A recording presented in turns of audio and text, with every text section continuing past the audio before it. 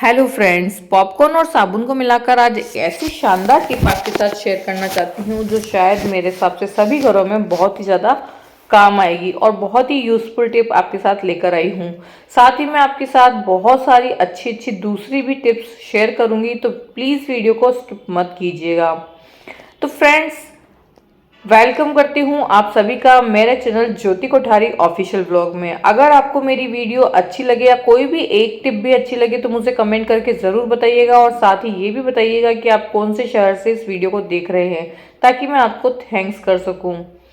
तो फ्रेंड्स, सबसे पहली टिप आती है हमारी फुटवेयर को लेकर। फुटवेयर हम सभी पहनते हैं, सभी के पास बहुत तरह तरह के फुटवेयर्स होते हैं, शूज़, चप्पल, स्लीपर, बेलीज। तो कुछ फुटवेयर्स हमारे पास ऐसे होते हैं जो नीचे से स्लिपरी होते हैं या फिर वो बहुत ज़्यादा स्लिप करते हैं। इससे कई बार दुर्घटना होने का भी डर रहता है, हम गिर सकते हैं, हमारे को कोई भी प्रॉब्लम हो सकती है। तो उसका ही आज मैं एक सॉल्यूशन लेकर आई हूँ आपके पास।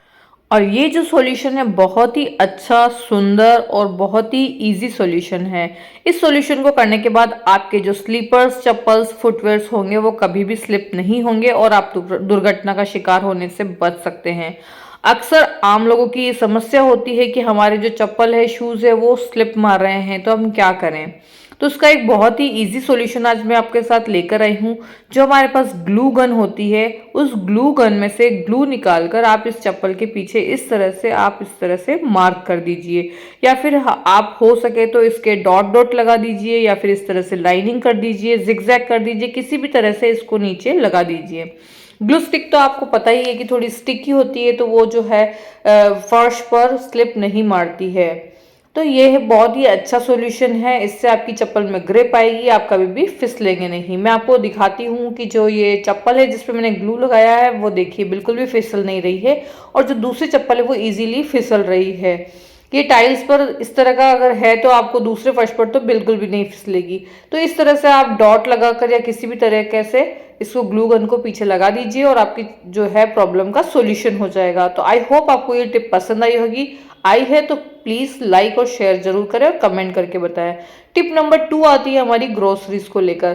कुछ ऐसे पैक्ड आइटम होते हैं, फूड आइटम्स, जो हम लेकर आ जाते हैं और इन्हें लाना भी जरूरी होता है, क्योंकि इनके बिना तो हमारी किचन में काम ही नहीं चलता। लेकिन कई बार ऐसा होता है कि हम इन्हें लेकर तो आ जाते हैं, लेकिन इनके पीछे जो एक्सपायरी डेट लिखी होती है उसे हम भूल जाते हैं कि ये एक्सपायर कब होने वाला है, और पड़े पड़े ही हमारा सामान कभी कभी एक्सपायरी हो जाता है। तो उसके लिए एक बहुत अच्छा सॉल्यूशन लेकर आई हूँ। आप क्या कीजिए कि एक पर्ची बनाइए, उसके ऊपर उसका जो एक्सपायरी डेट है वो बड़े बड़े अक्षरों में लिखिए और उस पर चिपका दीजिए। उससे क्या होगा कि हमारी नज़र में हमेशा आता रहेगा कि हाँ यार, ये चीज़ इस महीने में एक्सपायर होने वाली है, तो इस चीज़ को फटाफट से फिनिश करना है। जैसे ये नवंबर 2023 की है, लेकिन कुछ हमारे पास ऐसे आइटम्स भी है जो आप आगे देखेंगे कि उसमें 1 या 2 महीने की ही टाइम बचा है, तो हम उसे फटाफट से फिनिश कर सकते हैं। क्योंकि इनके पीछे जो एक्सपायरी डेट लिखी होती है वो बहुत छोटे अक्षरों में लिखी होती है, तो हमें समझ में नहीं आता, या समझ में तो आ जाता है लेकिन हम उसे बार बार देखते नहीं है और भूल जाते हैं। बड़े बड़े अक्षरों में अगर लिखी हुई होगी तो हमें फटाफट से समझ में आ जाएगा और दिखता रहेगा साफ कि हाँ यार, ये कब खत्म होने वाली है और इसे कितना जल्दी हमें ख़त्म करना है। जैसा मैंने ये वीडियो बनाते बनाते मुझे समझ में आया कि जो ये मेयोनीज है वो मेरा एक्सपायर हो चुका है। इसका मई 21 ही एक्सपायरी डेट थी और मेरे फ्रिज में अभी तक पड़ा था। तो इस तरह से आपका कोई भी सामान खराब ना हो, कोई भी सामान आपको फेंकना ना पड़े, क्योंकि बहुत महंगे सामान आते हैं। तो प्लीज़ आप ये टिप को ज़रूर अपनाएं, और अच्छा लगे तो शेयर और लाइक ज़रूर करें और कमेंट करके भी ज़रूर बताएं। टिप नंबर 3 आती है अब हमारी साबुन को लेकर। कई बार ऐसा होता है कि हम सफ़र में जाते हैं तो होटल्स वगैरह में रुकते हैं, तो वहाँ तो हमें साबुन वगैरह इजीली मिल जाता है। लेकिन क्या होता है कि जब हम सफ़र में ऑन द वे होते हैं, रास्ते में कई बार ऐसा होता है कि हमें साबुन की ज़रूरत पड़ती है। किसी भी तरह से हमें साबुन की ज़रूरत पड़ सकती है। पूरा साबुन लेकर जाएंगे तो दिक्कत हो जाती है कि इसे वापस कहाँ रखें, कैसे रखें, गीला हो जाता है।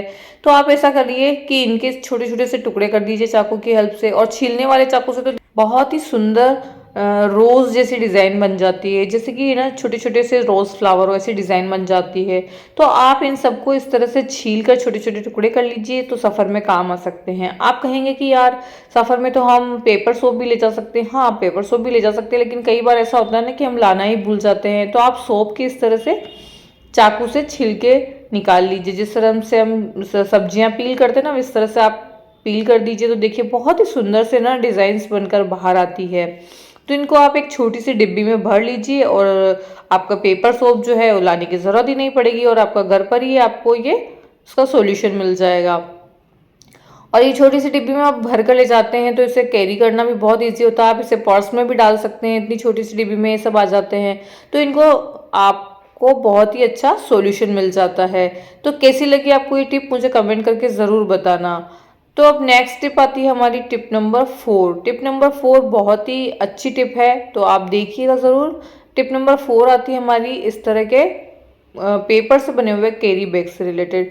इस तरह के कैरी बैग्स जो होते हैं वो बहुत बार मेरे पास आए थे मार्केट में शॉपिंग करते हुए, लेकिन मैंने उनको ना चाहते हुए मुझे फेंकने पड़े। लेकिन मेरा मन नहीं होता था क्योंकि ये कैरी बैग जो है बहुत सुंदर लगते हैं। लेकिन अब मैंने इसका एक सोल्यूशन निकाला, मुझे इन्हें फेंकने की ज़रूरत नहीं पड़ेगी और मेरे घर में ये बहुत ही अच्छे से ऑर्गेनाइज़र के रूप में काम आ जाएंगे। तो सबसे पहले तो मैंने इसके हैंडल्स को काट लिया और फिर इसके जो बैग के चारों तरफ के कॉर्नर्स हैं उनको हाफ हाफ बैग तक उनको कट कर लिया है। जिस तरह से आप देख रहे हैं चारों कॉर्नर्स को मैंने हाफ बैग तक कैंची से कट कर लिया है। अब जहां तक मैंने उसे कट किया है वहां से मैं इनको अंदर की साइड फोल्ड कर दूंगी। चारों कॉर्नर्स को चारों तरफ से आप इस तरह से फोल्ड कर लीजिए, या फिर आप जहां भी इन्हें रखना चाहते हैं अपनी ड्रॉवर्स वगैरह में तो उस साइज के अकॉर्डिंग इसे कट कर लीजिए और फिर इसे फोल्ड कर लीजिए। तो ये आपका बहुत ही अच्छा ऑर्गेनाइजर बनकर रेडी हो जाता है। इन ऑर्गेनाइजर को आप कहाँ कहाँ और कैसे यूज कर सकते हैं वो मैं अब आपको बताऊंगी। इन ऑर्गेनाइजर को आप यूज करते हैं सॉक्स रखने के लिए, जहाँ पर बहुत सारे सॉक्स होते हैं तो आप इनको इसमें डालकर मतलब ये जो कैरी बैग्स होते हैं वो अपना शेप भी अपने जो सामान रखते हैं उसके अकॉर्डिंग चेंज कर लेते हैं। तो आप थोड़ा ज़्यादा कम इसमें सामान आराम से भर सकते हैं और ड्रॉवर्स में रखेंगे तो बहुत ही ईजी हो जाएगा। वेजिटेबल बॉक्स में भी आप 2-3 इस तरह के कैरी बैग्स को रखकर और ना आराम से इसमें वेजिटेबल्स रख सकते हैं ताकि डिवाइडेशन हो जाए आपके जो वेजिटेबल बॉक्स है उसका। तो ये बहुत ही अच्छी अरेंज रहती है सब्जियां और बहुत ही ऑर्गेनाइज्ड रहती है। तो ये कैरी बैग्स जो है हमारे बहुत ज़्यादा काम आ जाते हैं। इसके अलावा आप इनका यूज़ कर सकते हैं कि आपने जैसे मैंने किचन की अपनी ड्रॉवर में रखा है तो मैंने एक में तो रखी है पॉलीथीन्स और दूसरी में रखे हैं मैंने अपने किचन टॉवल्स और नैपकिन्स। तो ये निकालना इजी हो जाता है, इन्हें रखना इजी हो जाता है क्योंकि वैसे भी पॉलीथीन्स जो है हमारी इधर उधर बिखरी रहती है। तो आप अपनी एक किसी भी ड्रॉवर में इस तरह से रख सकते हैं। अब आती है हमारी टिप नंबर 5। टिप नंबर 5 होती है हमारी ज्वेलरी को लेकर। हम जब इस तरह के सेट्स या नेकलेस गले में पहनते हैं तो क्या होता है कि हमारे जो बाल हैं उनमें उलझ जाते हैं। तो इन नेकलेस में हम ऐसा क्या करें कि हमारे बाल इसमें ना उलझे और हम इजीली बहुत अच्छे से इन जो ज्वेलरी है उसको पहन सकें। तो आपको करना क्या है कि जो ज्वेलरी होती है इसका जो हुक होता है, आप सबसे पहले तो जब इसे नेक में पहनते हैं तो हुक लगवा लीजिए किसी से अच्छे से और इससे अच्छे से टाइट से बंद कर लीजिए ताकि आपकी ज्वेलरी है जो उसको कोई नुकसान ना हो, वो नीचे ना गिर जाए या आपसे गुम ना हो जाए। कई बार गोल्ड के भी आइटम्स होते हैं, नेक पीस होते हैं, तो उनमें भी ये प्रॉब्लम आती है। तो जो मैं आज आपको टिप बताने वाली हूँ उससे क्या होगा, एक तो आपके बाल नहीं उलझेंगे और दूसरा जो है आपकी ज्वेलरी कहीं भी गले में से कभी भी किसी भी प्रकार की गिरेगी नहीं। तो आप क्या कीजिए कि नॉक लगाने के बाद उसे इस तरह से टैप से सिक्योर कर लीजिए। तो टैप से सिक्योर करने से क्या होगा, एक तो आपके बाल नहीं उलझेंगे और दूसरा जो है वो आपकी जो ज्वेलरी है नेक से कभी भी गिरेगी नहीं। तो आपका कभी भी गोल्ड या सिल्वर ऐसे कोई भी चीज़ का जिसका भी आप नेक पीस पहनते हैं या आर्टिफिशियल भी पहनते हैं तो उसका नुकसान कभी भी नहीं होगा। तो आई होप आपको ये टिप भी अच्छी लगी होगी। अच्छी लगी हो तो प्लीज़ कमेंट करके ज़रूर बताइएगा और साथ ही ये भी कमेंट कीजिएगा कि आप किस शहर से मेरी वीडियो देख रहे हैं, ताकि मुझे अच्छा लगेगा, मुझे मोटिवेशन मिलेगा और मैं आपको थैंक्स कर सकूं। अब आती है हमारी लास्ट टिप जो कि है पॉपकॉर्न और साबुन को लेकर, और वो है हमारी टिप नंबर 6। तो टिप नंबर 6 बताने से पहले आप लोगों से एक रिक्वेस्ट है कि प्लीज़ यार मेरे चैनल को सब्सक्राइब कर लो, क्योंकि बहुत सारे अच्छे अच्छे व्यूज़ आते हैं, अच्छे अच्छे कमेंट्स आते हैं, लेकिन सब्सक्राइब कोई नहीं करता यार चैनल को। प्लीज़ प्लीज़ सब्सक्राइब कर लो, पैसे नहीं लग रहे हैं इसके। तो चलिए चलते हैं टिप पर। तो टिप है हमारी, सबसे पहले पॉपकॉर्न बनाने हैं। तो पॉपकॉर्न तो आपको पता ही है, थोड़ा सा पैन में घी डालो, उसमें ये दाने डालो मक्की के और ये जो है पॉपकॉर्न्स बन जाएंगे इससे हमारे। तो आप इसे ढका दीजिए क्योंकि ये उछलते हैं, तो हमने इनको ढका दिया है और देखा कि बहुत ही अच्छे अच्छे अच्छे अच्छे मस्त मस्त फटाफट से पॉपकॉर्न बन चुके हैं। और जब तक ये पॉपकॉर्न बन रहे हैं तब तक मैं आपको बता दूं कि ये जो टिप है आपके बहुत ज़्यादा काम आने वाली है, और आपके काम आती है कि नहीं वो भी मुझे कमेंट करके ज़रूर बताइएगा। तो जो इतने सारे पॉपकॉर्न बनाए थे उनमें से मैंने थोड़े से पॉपकॉर्न ले लिए हैं अपने इस टिप के लिए, बाकी के पॉपकॉर्न जो है आप खा लीजिएगा। तो इसके लिए मैंने क्या किया है, पॉपकॉर्न को छोटे छोटे टुकड़ों में हाथ से तोड़ लिया है। इसके बाद हमें इसमें क्या करना है, हमें लेना है कोई भी साबुन, कोई भी साबुन ले सकते हो, नहाने का, कपड़े धोने का, और फिर आप इसमें थोड़ा सा ग्रेटर से ग्रेट कर लीजिए और इस पॉपकॉर्न के अंदर मिक्स कर लीजिए। इसकी क्वांटिटी आप अपने अकॉर्डिंग डाल सकते हैं, आप देख लीजिए अंदाज से थोड़ा सा आपको इसमें साबुन घिसकर डालना है। और इसके बाद हम डालेंगे इसके अंदर थोड़ा सा बेकिंग पाउडर, आधा चम्मच, आप जो क्वांटिटी दिख रही है उसके अकॉर्डिंग आप आधा या 1 चम्मच इसमें बेकिंग पाउडर डाल सकते हैं।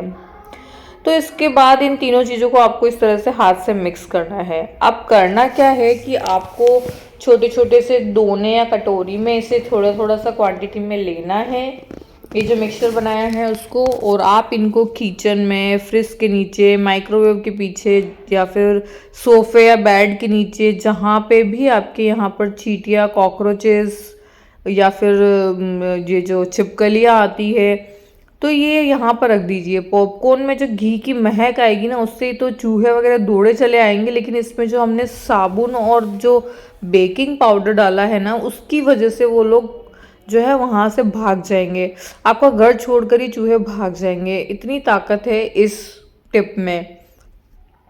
तो ये टिप आप ज़रूर ट्राई करके देखिएगा। आप जहाँ जहाँ पर भी आपके घर में चूहे या कॉकरोचेस आते हैं वहाँ पर आप इसे इस तरह से रख लीजिए।